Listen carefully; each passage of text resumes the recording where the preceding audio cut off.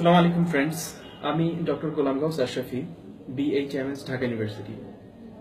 আজকে যে বিষয়টা নিয়ে আমরা আলাপ করব সেটা হলো পানি খাওয়ার 4টা ফর্মুলা। তো বলা হয়ে থাকে যদি পানি খাওয়ার এই 4টা ফর্মুলা নিয়ে বা এই পানি খাওয়ার 4টা ফর্মুলা সম্পর্কে কারো জ্ঞান হয় আর কেউ যদি তার নিজের জীবনে এগুলা অ্যাপ্লাই করে তাহলে তার শরীরে কোনো রোগ বালাই কখনো হবে না। আর যদি কেউ রোগী কোনো কারণে হয়েও যায় তাহলে জাস্ট এই পানি খাওয়ার 4টা ফর্মুলা তাকে পুরোপুরি সুস্থ করে তুলবে। তো আমি জাস্ট খুব সংক্ষেপে পানি খাওয়ার 4টা ফর্মুলা বলে দিতেছি। ফার্স্ট হলো, বলা হয়ে থাকে যদি খাবারের সাথে বা খাবার খাওয়ার কিছুক্ষণ পরে যদি কেউ পানি খায় তাহলে তার জন্য সেটা বিষের চেয়েও বেশি।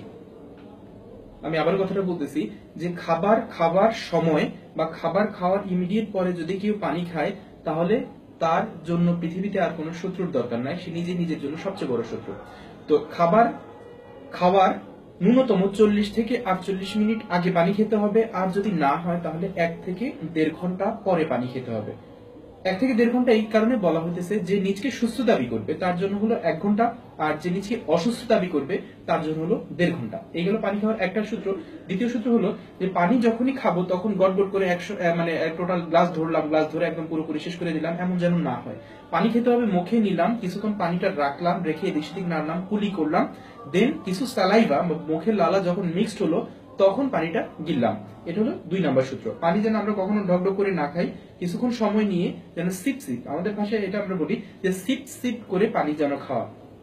একবার 1 ঢোক পানি মুখের মধ্যে নিয়ে সেটা ন্যূনতম 30 সেকেন্ড যেন রাখা হয়, আর 2টা ঢোকের মধ্যে পার্থক্য যেন ন্যূনতম 30 সেকেন্ড হয়।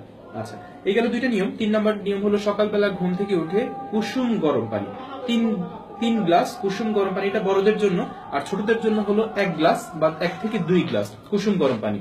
এতে কি হবে, সকালবেলা ঘুম থেকে উঠে যদি আমি 3 গ্লাস পানি খাই তাহলে রাত্রে যে ইন্টেস্টাইনের লাস্ট পার্টে যে পায়খানাগুলো জমা ছিল সেগুলো একদম টোটালি ক্লিন হয়ে বের হয়ে যাবে, পায়খানার বেগ চাপবে।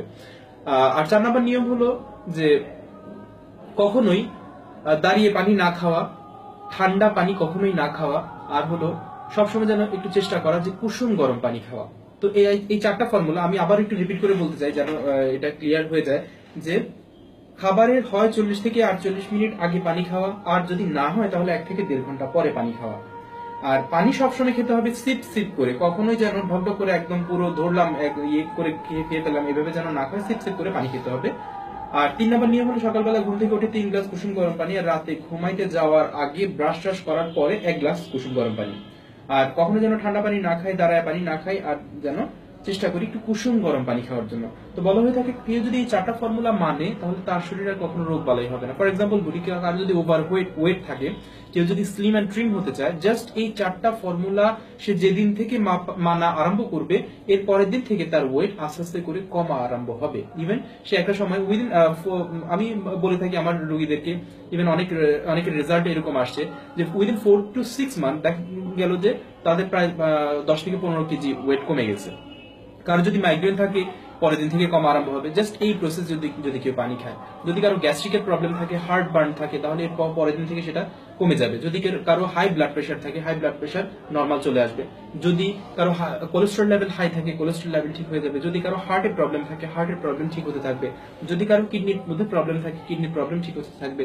যদি কারো লিভার ডিজিজ থাকে, লিভার ডিজিজ গুলো ইমপ্রুভের দিকে চলে আসবে। মোট কথায় যে এই পানি খাওয়ার 4টা নিয়ম শুধু not only for the prevention but also for the cure of many kinds of diseases.